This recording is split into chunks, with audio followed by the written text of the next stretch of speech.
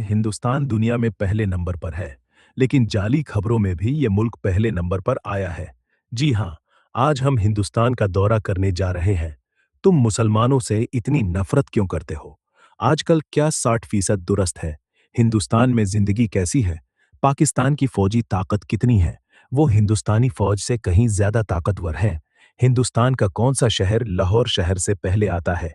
आप आज की वीडियो में उसके बारे में सब सीखेंगे। चलो अब चलते हैं हिंदुस्तान के लिए रवानगी। हिंदुस्तान का सरकारी नाम जमहूरिया हिंद है। ये जनूब मशरकी एशिया का एक बड़ा मुल्क है, जिसकी कुल आबादी तकरीबन 1.46 बिलियन है, जो आबादी के लिहाज से दुनिया में पहले नंबर पर है। चीन 1.41 अरब की आबादी के साथ दूसरे नंबर पर है। हिंदुस्तान की तारीख हजारों साल पुरानी है। 1947 से पहले इस इलाके को बारसागीर कहा जाता था। इस इलाके पर मौर्य सल्तनत, मुगल सल्तनत, बरतानवी सल्तनत और मुगल सल्तनत की हुकूमत थी। हिंदुस्तान ने 1947 से पहले आज़ादी हासिल की। हिंदुस्तान की आज़ादी के साथ ही पाकिस्तान को भी आज़ादी मिली और पाकिस्तान कालमा की बुनियाद पर कायम हुआ, जहां मुसलमान आज़ादाना तौर पर रह सकें। लेकिन मुसलमानों के साथ-साथ दूसरे मज़ाहिब को भी मुकम्मल आज़ादी दी गई। दोस्तों, क्या आप जानते हैं, इस वक्त कुछ मुसलमानों ने पाकिस्तान की आज़ादी की मुखालफत की और हिंदुस्तान में ही रहने को तरजीह दी। इस मौके पर कायद आज़म ने कहा था कि जो मुसलमान आज पाकिस्तान की आज़ादी के खिलाफ हैं और हिंदुस्तान में रहना चाहते हैं, वो सारी जिंदगी हिंदुस्तान के साथ अपनी वफादारी साबित करने में मसरूफ रहेंगे। और आज ये है 100% सच है। 01700 साबित करने जो आगे हम आपको वीडियो में दिखाएंगे। हिंदुस्तान 19 ट्रिलियन डॉलर की जीडीपी के साथ दुनिया की चौथी सबसे बड़ी मईशत है, लेकिन इतनी बड़ी मईशत के बावजूद यहाँ के लोगों की सालाना आमदनी $2,728 है। हिंदुस्तान की सरहदें नेपाल, भूटान, बांग्लादेश, म्यांमार और रिवायती हरीफ पाकिस्तान और चीन से मिलती हैं। श्रीलंका और मालदीव समुंदर के दूसरी तरफ है। भारत की पाकिस्तान के साथ 3.35 किलोमीटर तक और चीन के साथ 3.28 किलोमीटर तक तवील सरहद है। सबसे तवील सरहदें बांग्लादेश, म्यांमार के साथ है। इसकी लंबाई 466 है। 000 साबित करने जो आगे हम आपको वीडियो में दिखाएंगे।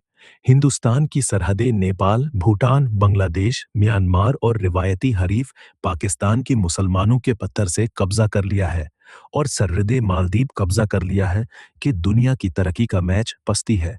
यही वजह है कि हिंदुस्तान में बोली जाने वाली जुबान हिंदी है, जो तकरीर में उर्दू से मिलती जुलती है। हिंदुस्तान में 18% हिंदू, 1.4% मुसलमान, 4% ईसाई और बाकी का ताल्लुक दूसरे मज़ाहिब से है।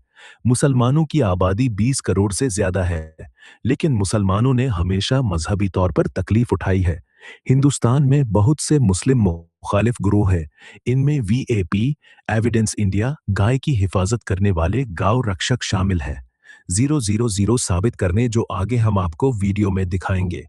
हिंदुस्तान की सरहदें नेपाल, भूटान, बांग्लादेश, म्यांमार और रिवायती हरीफ पाकिस्तान के मुसलमानों के पत्थर से कब्जा कर लिया है और सरहदें मालदीव कब्जा कर लिया है कि दुनिया की तरक्की का मैच पस्ती है। यही वजह है कि हिंदुस्तान में बोली जाने वाली जुबान हिंदी है, जो तकरीर में उर्दू से मिलती जुलती है। यही वजह है कि हिंदुस्तान में 20 करोड़ से ज्यादा है कि चालिता खिबरा किया है कि यहाँ के सबसे अशरुमान कैद से बसती है। आरएसएस है, जिसे हिंदुस्तान के वजीर आजम नरेंद्र मोदी की भी हिमायत हासिल है। नरेंद्र मोदी गुजरात के कस्साब हैं। नरेंद्र मोदी 2002 में गुजरात के वजीर आजम थे। एक ट्रेन हादसे के बाद मुसलमानों को झूठा इल्जाम लगाकर बेदर्दी से कत्ल कर दिया गया। लाखों अफराद बेघर हो चुके हैं। आज दोबारा वही तारीख दोहराई है। आज भारत के वजीर आजम नरेंद्र मोदी की भी हैं। पहलगाम हमले ठीक 6 मिनट पौराणिक के ठीक 10 मिनट बाद पाकिस्तान को बगैर किसी नतबा के मौरद इल्जाम ठहराया गया और जंग शुरू कर दी गई, लेकिन भारत को शिकस्त का सामना करना पड़ा।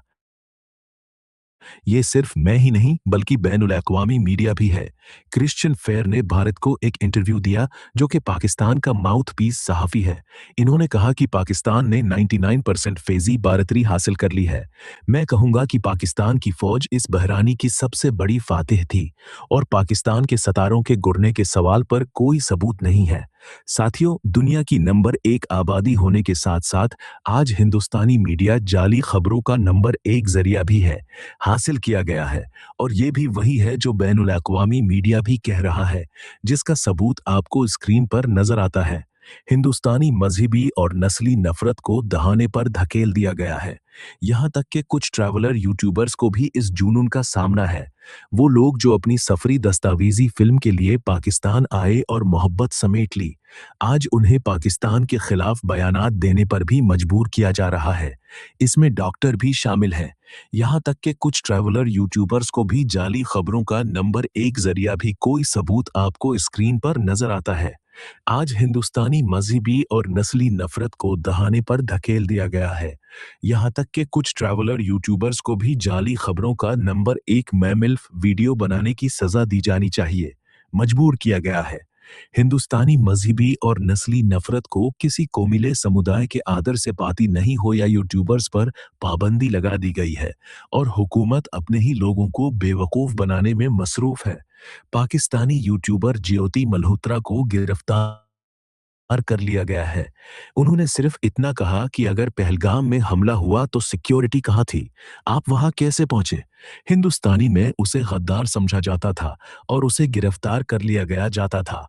अब हम आपको हिंदुस्तान के बारे में ऐसे हकायक बताते हैं जो आपके लिए हैरान कुन होंगे।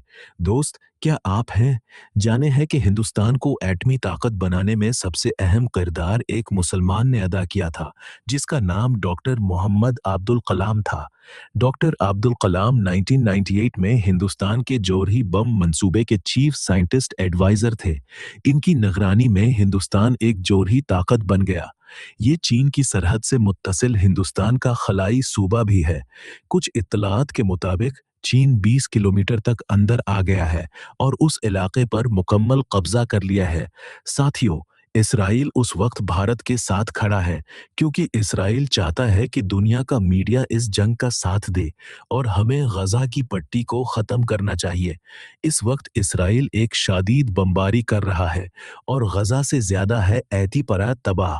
साथियों, सोचने की बात यह है कि पाकिस्तान की फौज तादाद में कम होने के बावजूद हिंदुस्तान से किस तरह ज्यादा ताकतवर है।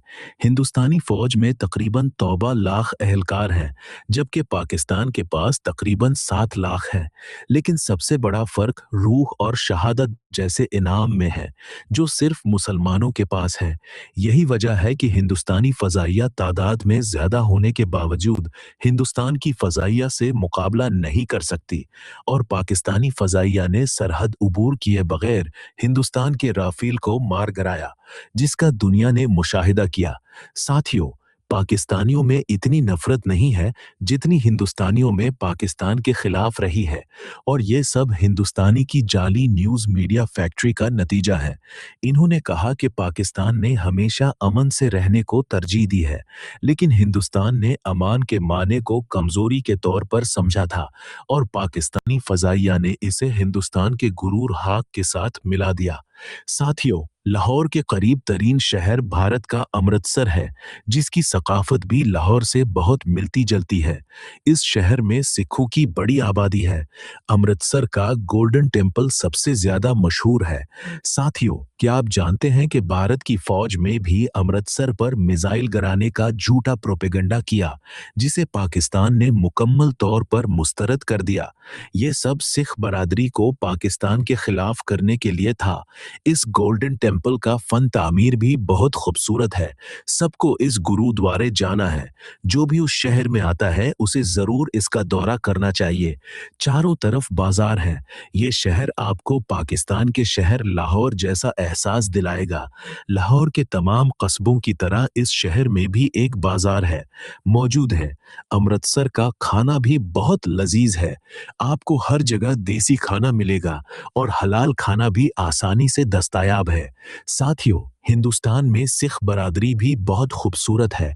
साथियों, क्या आप जानते हैं कि पाकिस्तान में भी एक अलग मुल्क बनेगा, जिसे पाकिस्तान ने मुकम्मल तौर पर मुस्तरद कर दिया। ये सब सिख बरादरी को पाकिस्तान के खिलाफ करने के लिए था।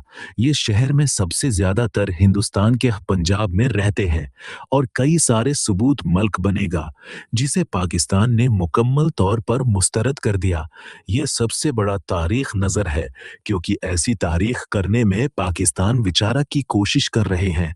इनकी तारीख को खालिस्तानी तारीख कहा जाता है। साथियों, मुसलमान भी जंग के हक में नहीं है, लेकिन अगर कोई हमला करता है तो दुश्मन की गर्दन उड़ाने का भी हुक्म होता है। इसलिए कभी भी अपने आप को कमजोर शख्स न समझे। अल्लाह लाख दुनिया के तमाम मुसलमानों को अहलाम और मदद फराहम करे। आमीन। साथियों, आज ये हमारा मालूमाती और दिलचस्प वीडियो था। हमें कमेंट्स में बताएं कि आप वीडियो के बारे में क्या सोचते हैं और बराह करम हमें